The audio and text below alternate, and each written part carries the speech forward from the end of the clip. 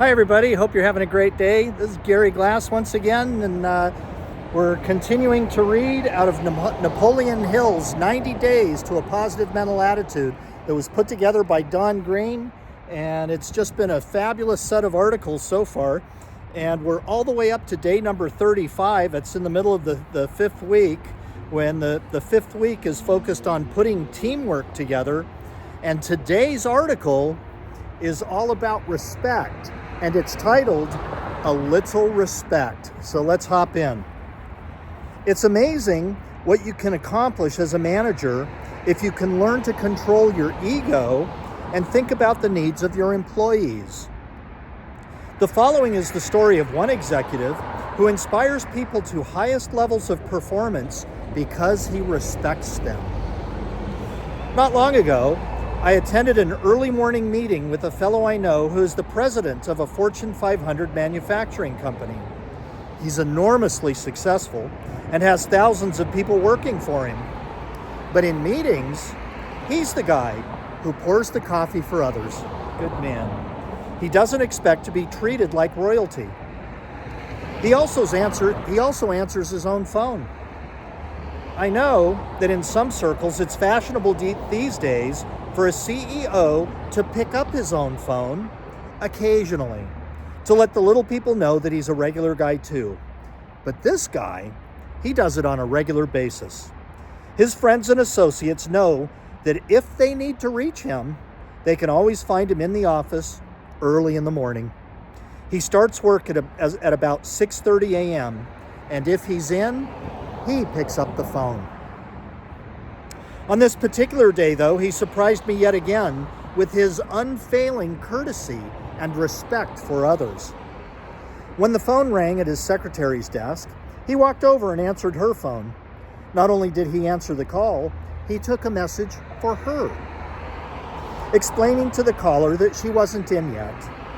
This was obviously not the first time he'd done so, because he knew where she kept the message pad and how to fill out the message form promptly and effectively.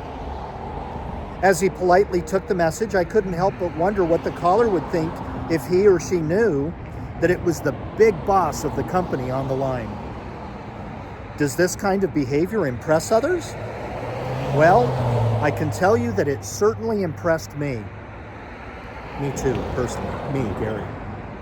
In my line of work, I've had the opportunity to meet a lot of wealthy and famous people, and this was the very first time I'd ever seen the president of a Fortune 500 company take a message for his secretary.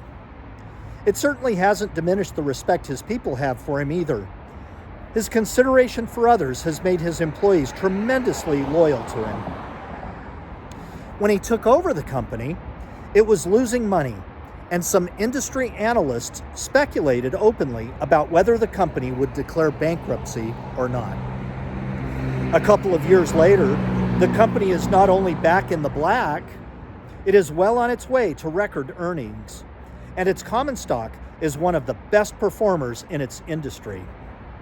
A little respect for others can pay big dividends. Well, so what are we talking about today? We're talking about respect. And in the workplace so often, what is that linked to? It's linked to peace, just peace and harmony, being able to be in a flow, to be kind, to be gentle with people. Not that you're not getting the work done, however, doing it in a manner that is so harmonious with people. And that's why I came here today. This is a location where the nonprofit Operation Project Hope did a project a number of years ago, and they painted this mural up here, and I couldn't help but remember this mural when we were talking about respect, because isn't respect nothing more than a form of love to one another? And in this mural, I am love, you are love, we are love. And if you think of that in the context of your team or of your company, how much further can you go in a harmonious fashion if you take on this sort of a mantra? So this can be seen as you're driving down Riverside Drive. I'm over by Dodger Stadium at Alessandro Elementary School. So if you're in the neighborhood, go ahead and check it out. There's all kinds of great murals here. And let's continue with the article. Another executive I know promoted a couple of people from division vice presidents to group presidents with responsibility for several operating divisions. This isn't big news, of course. Promotions like this take place every day in corporate America. What impressed me, though, was the way he handled the promotions. They would have been perfectly happy if he'd called them into his office, told them the good news, given them a firm handshake and a big smile, and sent them on their way. But he didn't do it that way at all. He waited until a regularly scheduled meeting of all division operating executives, called them up to the podium, and made the announcement. That way everybody knows all at the same time. He'd even gone to the trouble to have business cards printed up with their new titles. Do you think those guys are going to be supportive of their boss? You can't buy that kind of loyalty with money. It can come only from the heart. And where does your love come? It comes from the heart. Another guy I know, when his company signed $1 million advertising contract with a magazine publisher, knew that the agreement called for half of the amount to be paid up front and the balance to be paid at the end of the term. He could have waited for an invoice and handled it through, the normal channels, but he didn't.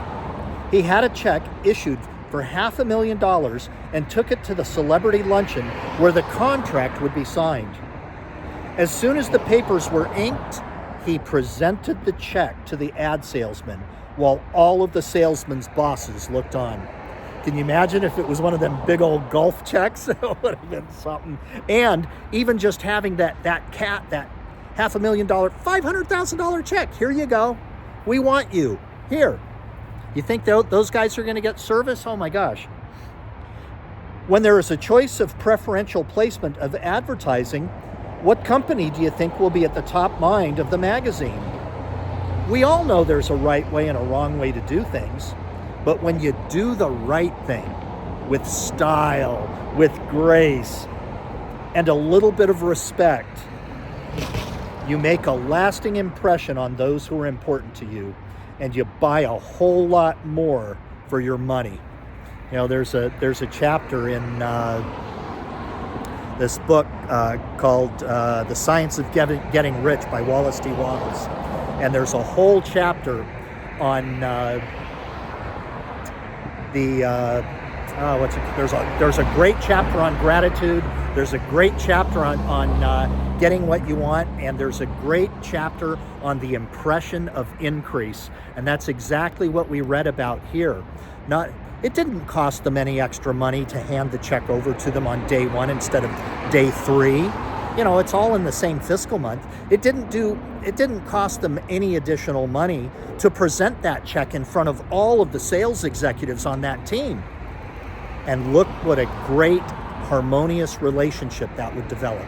Look what a great love and respect that those teams will have for each other. And guess who's going to be working hard for each other because of that little gesture of love, little gesture of respect. So good, so good. So let's hop into take a look and see what our 3 positive action steps are for today.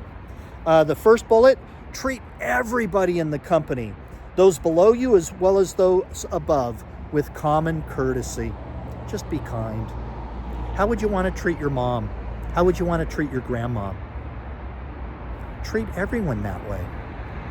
Bullet number 2, set a good example for others. Behave as you would want everyone else in the company to act. And bullet number 3, make sure you are worthy of others' respect in all you do. Be worthy of it. Reminds me of Napoleon Hill so often would talk about wanting to obey the golden rule.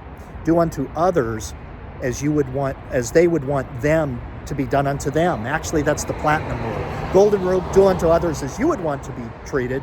Platinum rule, even a higher standard, do unto others as they would like to be treated. Just a fabulous, fabulous rule. So anyway, that does it for today. That was, where are we up to? Did I say day number 35? Can you believe it? More than a third of the way done. Well into our 5th week of this 90-day reading of Napoleon Hill's 90 Days to a Positive Mental Attitude. And I'm just so happy to be able to share this with you. I'm so happy to be reading this with you and getting these little action items. I hope you're taking advantage and using these action items. So anywho, we'll talk to you soon. This is Gary Glass. Have a wonderful day. We'll see you again tomorrow. We'll be starting the 6th week, day number 36. Tomorrow, what are we going to read? Cosmic Habit Force and Red Cars. It's going to be great. We'll see you then. God bless us, everyone. Bye-bye now.